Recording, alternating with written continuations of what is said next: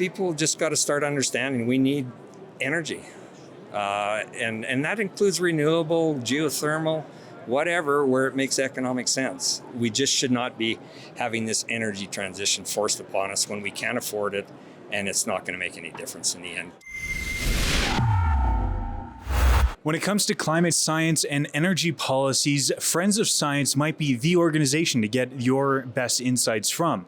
I'm Sidney Vizard with Rebel News here at the Global Energy Show in downtown Calgary. It's day 2, and in this report, I spoke with Ron Davison from Friends of Science. Our focus has morphed into a combination of science, economics, and policy, culminating in our current fight to net zero fixation, an ideology based on a simplistic, unscientific, alarmist CO2 narrative with negative cost benefits according to our government's own numbers.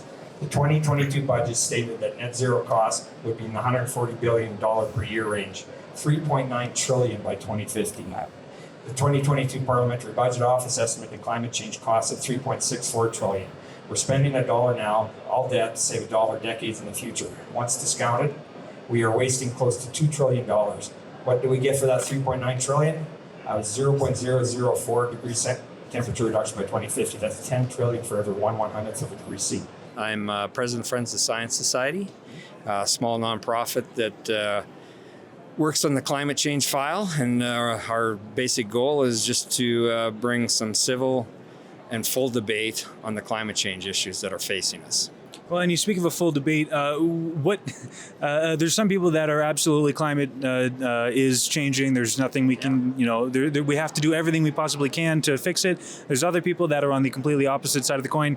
What is climate change? Where do you fall on that? Climate change happening. It's not an issue. It's the magnitude of what the change is and why the change is where we have some issues. Like right now, the focus is all on CO2. It's just one of many climate drivers, and you have to look past just that one small molecule that everybody seems to think is driving the climate on its own. It's not. Well, and correct me if I'm wrong, but I thought that was plant food.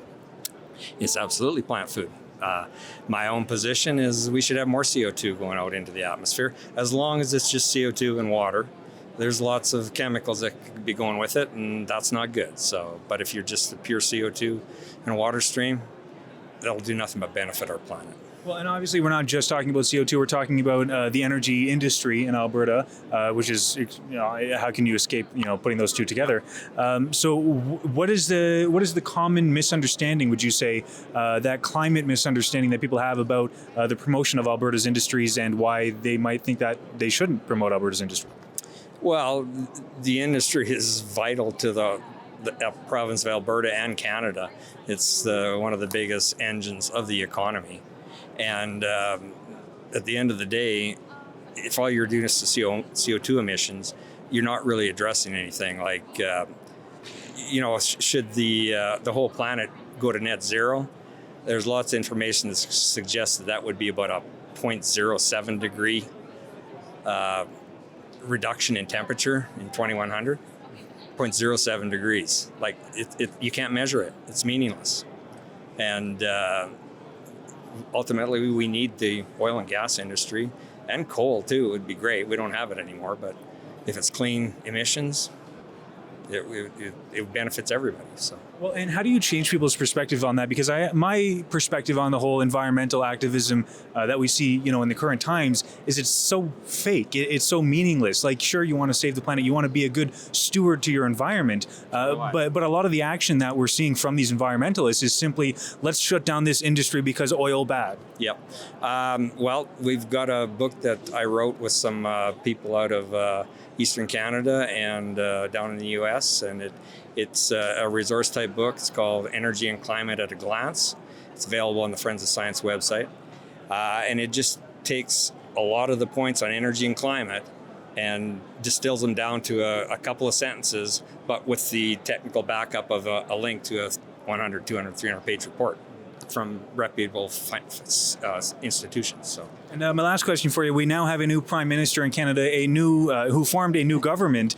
Do you feel like the approach that our new federal government is going to take is pretty much the same as the one that we just had, or is there actually a difference? There's a difference, but in my opinion, it's going to be the same. There's a lot of nice words being thrown out, but when you apply decarbonization with it, or you have to have every province on board, then it's still nothing's going to change, in my opinion. Like we haven't changed a lot. You've changed the person at the top. The cabinets are virtually the same. The background bureaucracy is the same. I'm slightly hopeful, but I'm not optimistic. And last word to you. People just got to start understanding we need energy. And that includes renewable, geothermal, whatever, where it makes economic sense. We just should not be having this energy transition forced upon us when we can't afford it, and it's not going to make any difference in the end to the temperature. Hope you enjoyed what he had to say. Let me know in the comments, do you believe that the environmentalists that are screaming about climate change maybe missed the mark a little bit and forgot to focus on actually being good stewards of our environment? Let us know in the comments. For Rebel News, I'm Sydney Fizzard.